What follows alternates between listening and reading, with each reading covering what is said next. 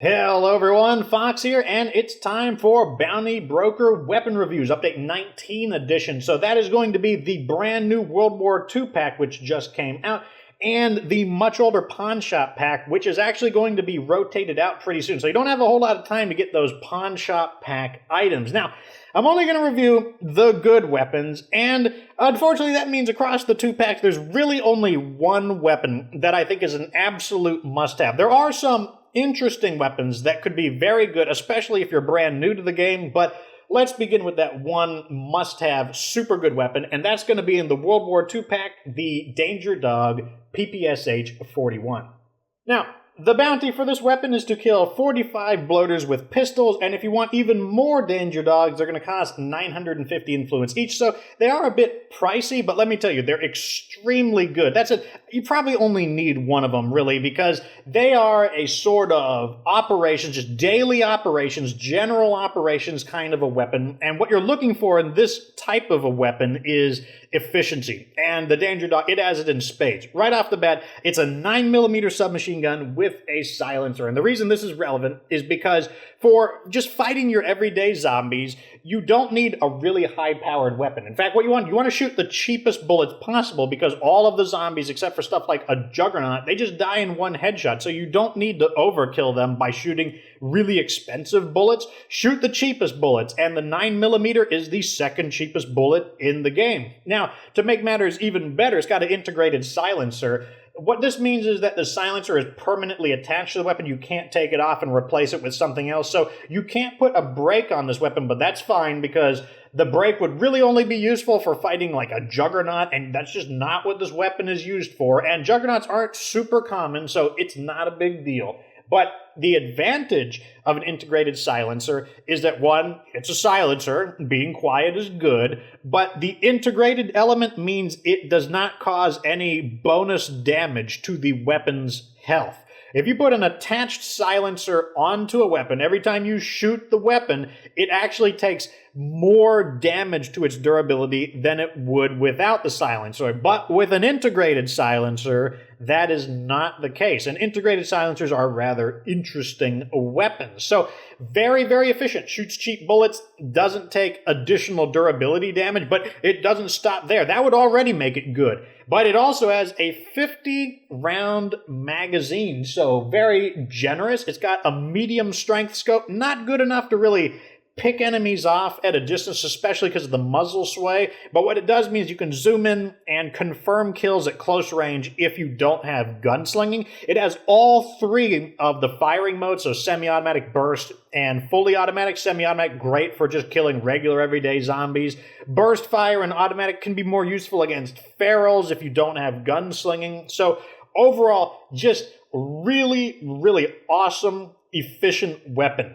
There are some other weapons that are similar to it, though, so you might already have these and not realize how good they are. One of them is the Echo S4, very similar to the Danger Dog, a bit more accurate in exchange for not having the option to go fully automatic, and same with the MP5 SD. MP5 SD is from the Critical Response pack, and that's already cycled out, so if you don't have one, well, you have to wait for Critical Response to come back. The Echo S4 comes from Heartland. You will need someone else to help you transfer the weapon into your main community, but both of those weapons, very similar to the Danger Dog, and maybe you already have them and you didn't realize what you were sitting on.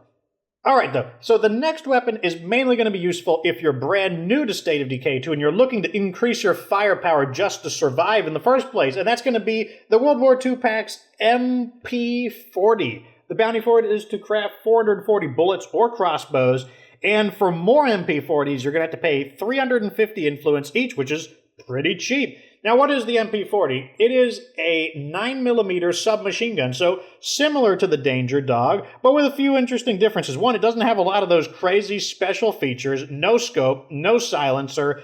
It has a 30-round magazine, which is still good for how cheap the weapon is, but it only has one mode of fire, and it's not semi-automatic, it's not burst fire, it's fully automatic. Yes, this weapon is stuck on fully automatic mode, and that actually means it's super good on your AI allies who all have infinite ammo. So the Danger Dog is the weapon you want to use, but everyone else, you want them to be using an MP40 because, like I said, they've got infinite ammo. If you put an MP40 on all your guys, which is very realistic because it's cheap, they're just going to fill the air with a ton of bullets. They're going to shred through all of those zombies, regular zombies, ferals, even a juggernaut. Once they all gang up on it and start focusing their fire on the juggernaut, it'll go down. It's not that bad, even though the 9mm bullets don't do a ton of damage to juggernauts.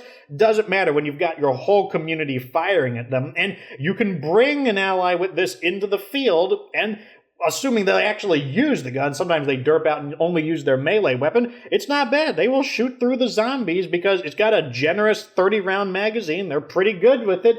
And on top of that, even on Nightmare Zone, your allies, they don't generate as much noise as they do when you use the weapon. In other words, the same weapon in your hands creates more noise on Nightmare Zone than your allies create with it, just probably for balancing purposes. So you don't even necessarily need to put a silencer on it, but you could, and then the weapon is hushed down to just a peep in your allies' hands. But instead, put a brake on it. Why? Because a brake is kind of useless in your hands because you're just trying to get the headshots to knock the zombies out. But in your allies' hands, they've got infinite ammo. Doesn't matter if they waste the ammo, and the brakes will cause them to knock the zombies over. So even better. So this weapon is actually really useful if you're brand new to State of Decay. It's a cheap weapon. Just put it in the hands of all of your AI allies. It's going to be way better than like the common pistols and revolvers that you find out in the field. It's going to greatly improve the firepower of your community.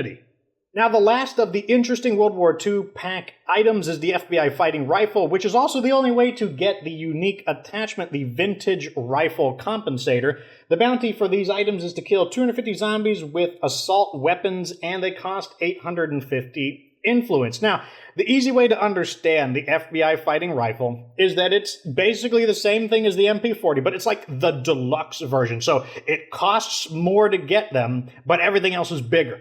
Bigger bullets, got the 7.62mm rounds, which basically has the firepower of you take the MP40 and put a brake on it, and that's how powerful the FBI fighting rifle is by default. It's got a bigger magazine, 40 instead of 30, and then it also comes with a scope. Now, real quick, let me get out of the way. If you're wondering what that vintage rifle compensator is, it's basically a professional brake. They're slightly, ever so slightly different, but the differences are so minute, just consider them the same thing.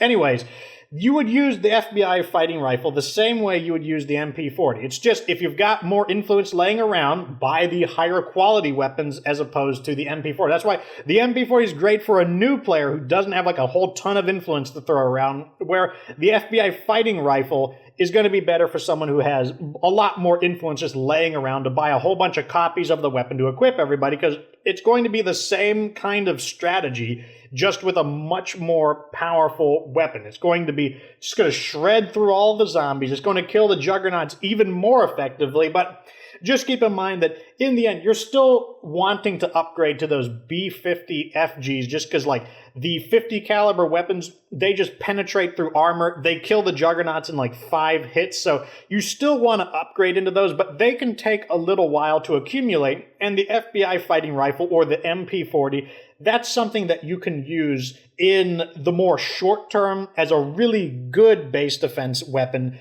before you get to that more permanent long-term solution. So consider both of these weapons, both the FBI rifle and the MP40. All right, though, let's finally talk about the Pawn Shop pack. This is the pack that's going to be leaving soon. What are the interesting weapons in this pack? And honestly, none of them. The only one that really kind of comes close is the non-compliant SKS, but the FBI fighting rifle basically gives it the boot, and that's because the non-compliant SKS has very close to the same stats as the FBI fighting rifle, except it's just more expensive. But to go through it, the non-compliant SKS, the bounty is to kill 4 Plague Hearts with heavy weapons. Additional SKSs cost 1,275 influence. And like I said, the stats are very close to the same. 40 rounds in the magazine. They both have a scope. They're both permanently automatic 7.62mm assault rifles. You would use them in the same way you would put the SKS on your allies rather than using it yourself. But Why do that when you can just get the FBI fighting rifle for a good bit cheaper, and the SKS doesn't come with like a little rifle adapter like the FBI fighting rifle does? So the only reason you'd want the SKS is for really the looks, if you think that it just looks cooler than the FBI fighting rifle. And, well, that's it. I don't really think any of the other pawn shop pack weapons really make the cut. So let me know what you think down in the comment section. This is my review of the Update 19 World War II pack and pawn shop pack, the good weapons. But yeah, let me know what you think down in the comment section. Like this video if it was interesting. Subscribe for future Decay2 content. Of course, remember that you don't have to be good to get good.